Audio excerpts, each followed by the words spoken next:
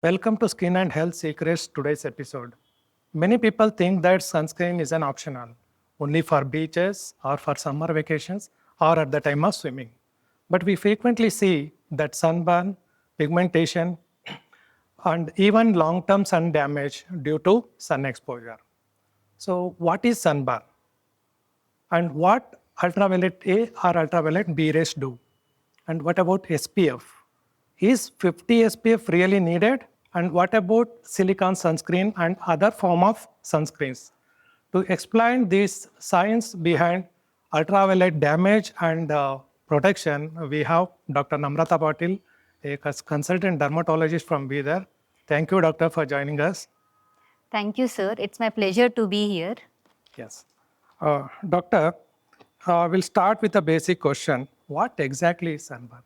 So, sunburn is visible acute inflammatory response to excess exposure to UV radiation, mainly the UVB rays. So, what happens whenever the UVB rays fall on the skin surface, they damage the skin cells. So, this damaged skin cell, they produce inflammatory mediators, which lead to dilation of the blood vessels, causing the redness, swelling, burning sensation, peeling of the skin.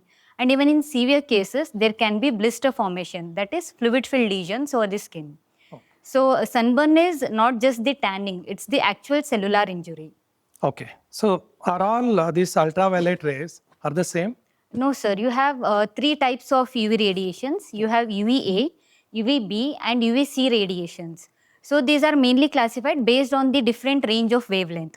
For example, UVC rays, they have the shortest wavelength. So, they don't reach the Earth's surface. They are cleared by the ozone layer. So, it is only the UVB and UVA rays which reach the Earth's surface. So, UVB rays have a shorter wavelength compared to UVA rays. So, the UVB rays, they mainly reach the surface of the skin. So, they don't penetrate deeper. So, they mainly lead to surface damage and sunburn. Whereas coming to UVA rays, they have longer wavelength, so they penetrate deep into the skin, leading to collagen damage, leading to pigmentation, premature aging. So both UVA and UVB rays, they contribute to a longer long-term damage and also increase the risk of cancer. So UVB rays, they mainly lead to sunburn, whereas UVA rays, they lead to silent aging of the skin. So you mean UVA rays are dangerous rays, so which can cancer scare? No, both can lead to a cancer of the skin, but UVA rays, they can penetrate more deeper, leading to other changes as well. Okay, okay. So sunscreen is mainly for preventing only the sunburn? No, sir, it is actually much more than that. Not just the sunburn, the sunscreen also provides protection from pigmentation like melasma, freckles, uneven skin tone, also protects from collagen damage, premature aging, photo aging, as well as also it reduces the long-term skin cancer risk. So nowadays, we use the term photoprotection rather than sun protection because not just the UV radiation, even any visible light can have effects on the skin. For example, the light rays coming from the screen of your mobile or laptop, even they can lead to photoaging. So therefore, it is necessary to use sunscreen even while a person is indoor or doing their indoor office work. So mainly here, sunscreen, they have a preventive healthcare role rather than just cosmetic role. Okay. So what does this SPF mean? So SPF stands for Sun Protection Factor. So it mainly measures the protection against UVB radiation. For example, theoretically, SPF 4 would permit a person to increase his sun exposure time by 4 folds without developing sunburn. That is, if a person is developing sunburn by 10 minutes following sun exposure, if he uses SPF 4 sunscreen, his sun exposure duration can be extended by 40 minutes before developing the sunburn. And we have SPF 30 and SPF 50. So SPF 30 mainly blocks the UVB radiations by 97% and SPF 50 blocks by 98%. So you mean there is no much difference on ultraviolet A and ultraviolet B, the percentage of Yes, coverage? sir, yes. Though the difference is minimal, just that SPF 50 will provide you a much longer duration of protection than SPF 30. Okay. So then is SPF 50 always required? SPF 50 is mainly advised for patients who have pigmentation prone skin like melasma, freckles, or following procedures like chemical peel or laser procedures, or people who have outdoor works or outdoor activities, or who are under high sun exposure. Okay. So what should we look for on the label? So always look for broad spectrum term. So what does it include is, it includes SPF, which as I explained, it's mainly for UVB rays. And one more is PA++ factor or boot star rating. So this is mainly for protection against UVA rays. So PA 3 plus or 4 plus is good and sufficient enough for protection against UVA rays. So by ensuring that it is broad spectrum sunscreen, you'll get protection against both UVA and UVB rays. Okay. So you mean that broad spectrum, the claim is important. Yes, So it not is. only, the SPF of, 50, 60, 100. No, both are important. Yes. PA factor complements SPF. Okay. So it will take care of both the rays. Okay. So PA means, someone climb, this is, just curious. Someone climb 50 SPF, 3 PA triple plus, Okay. and someone climb, P4 plus.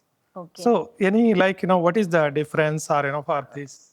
So plus again, it stands for how much it can protect from UVA rays. Okay. For example, if you're taking only 1 plus, it has poor protection. If you take around 3 plus, it has good effect. It will remove like greater amount of UVA rays. In that sense, the plus thing is added. So definitely 4 will be superior to 3 because it will cut down most of the rays. So that is how it will be. Fine. Okay. So if you're working in areas where there are more UVA rays exposure, go with 4 plus. Okay. So, next question is now the trending or, the texture or, whatever you can say. Okay. So, what is silicone sunscreen? So silicone sunscreen, they contain ingredients like dimethicone. So what basically they increase the spreadability. So that is they can easily spread the sunscreen. They also increase the water resistance. They give a matte finish. Therefore, it can be used for acne prone skin or oily skin. And as silicone as such is safe, it is just used to increase the suitability of formulation. Okay.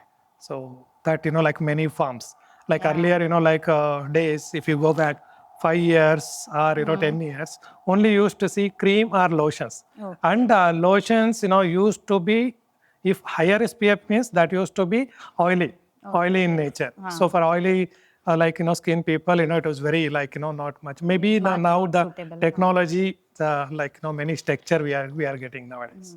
So as we discussed earlier, so the new advanced technology, there are many sunscreen forms are available now. So how do we choose?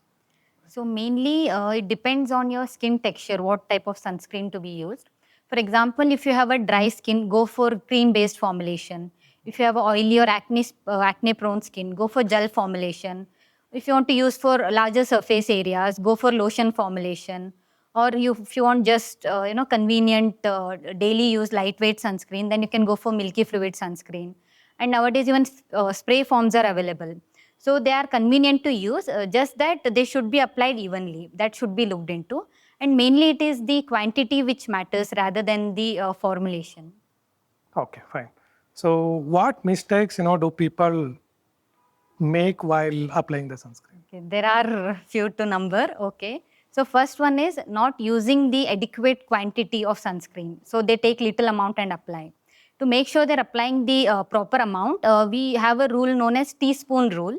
So where 3 ml is slightly more than half a teaspoon. So that much amount should be used for each arm separately and for the face and neck. Then we have 6 ml, which is slightly more than 1 teaspoon.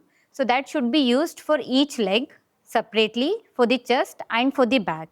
So this is how the proper quantity can be measured.